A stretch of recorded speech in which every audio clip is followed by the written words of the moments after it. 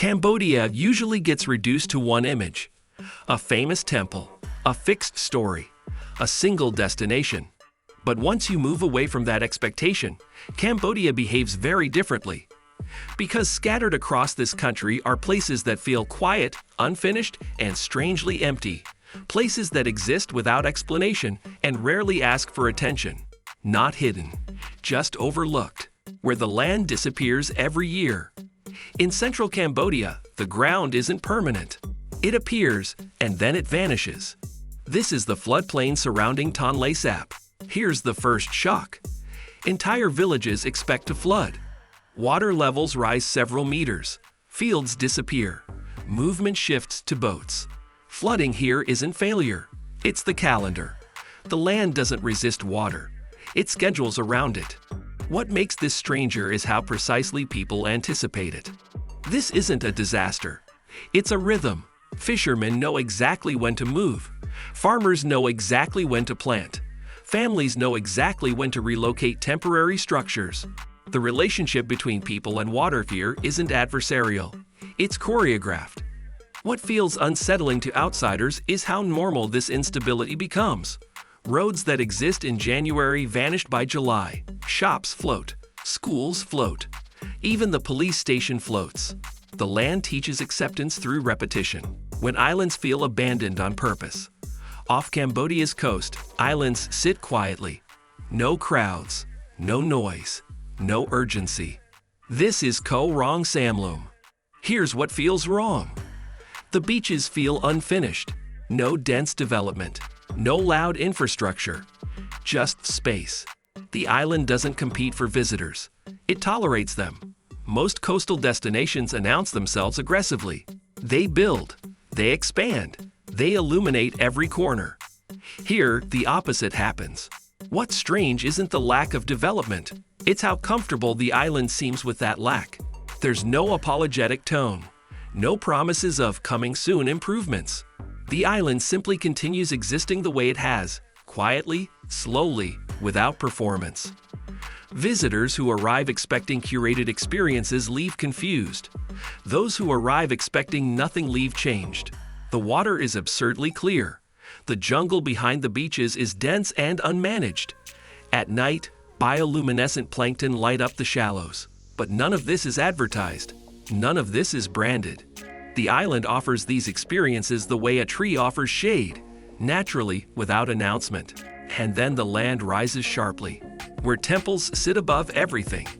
Near the Thai border, a single structure dominates the landscape. This is Preah Vihear. Here's the shock. The temple sits directly on the edge of a cliff. There's no buffer, no gentle approach. The land drops away suddenly, and the view doesn't soften. The structure doesn't blend into the mountain. It claims it. What makes Preah Vihear different isn't just elevation. It's intent. The temple was built in stages, over centuries. Each structure climbs higher than the last. The final sanctuary sits at the summit. From there, you can see across the entire Cambodian plain. On clear days, the view stretches over 100 kilometers. The drop is severe. The cliff face descends 525 meters almost vertically. This wasn't built for comfort. It was built to dominate perspective.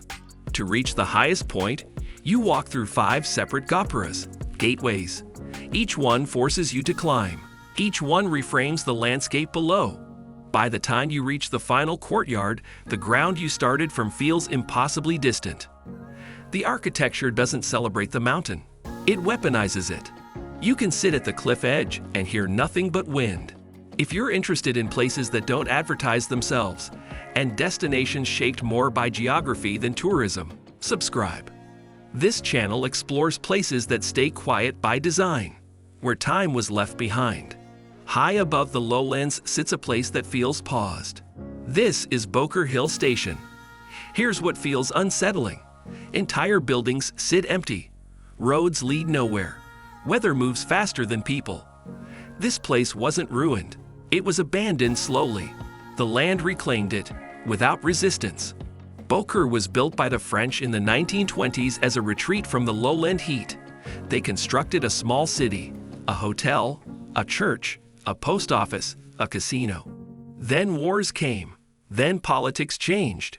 Then people left. What remains feels like a film set abandoned mid-production.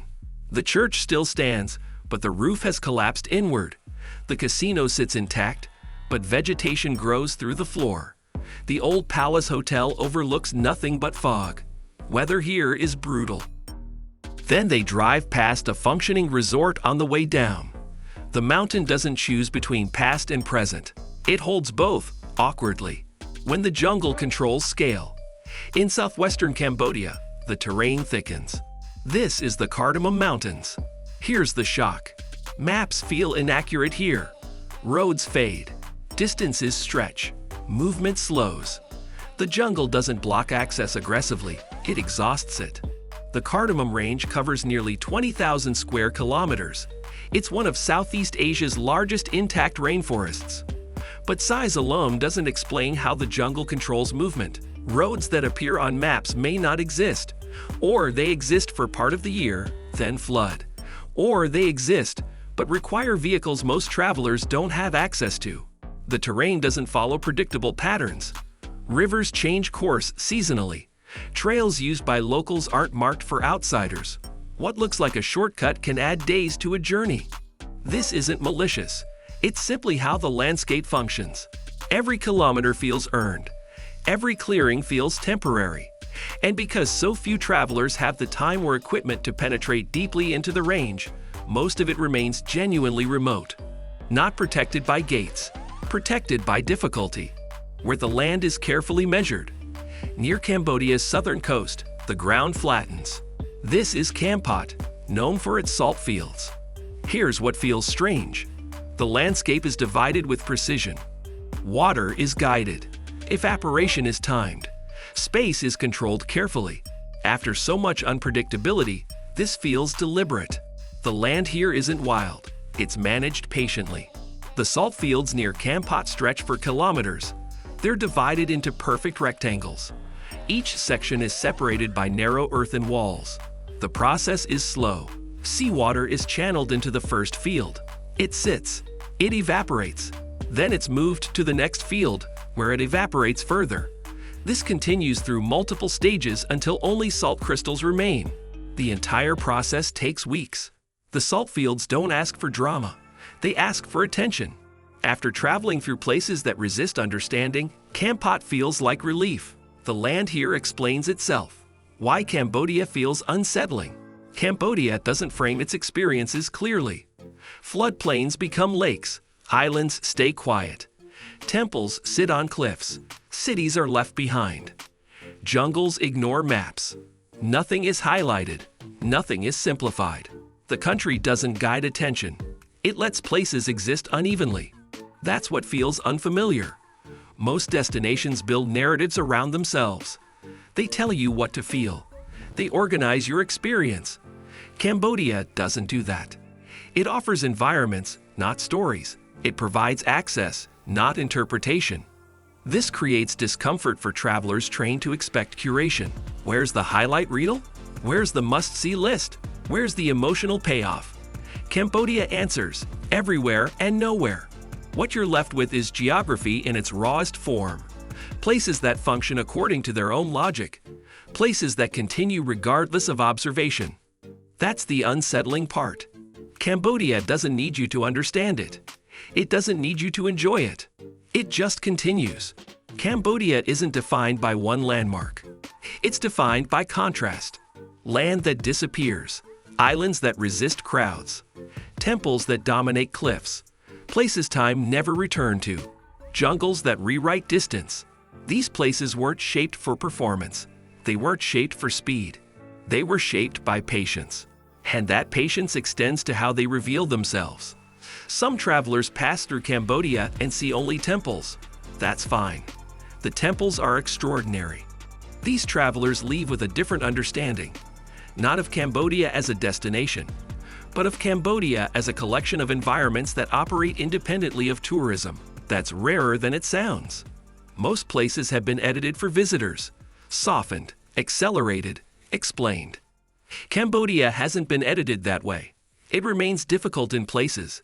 It remains slow in others. It remains unexplained in most. If this video changed how you think about Cambodia, subscribe.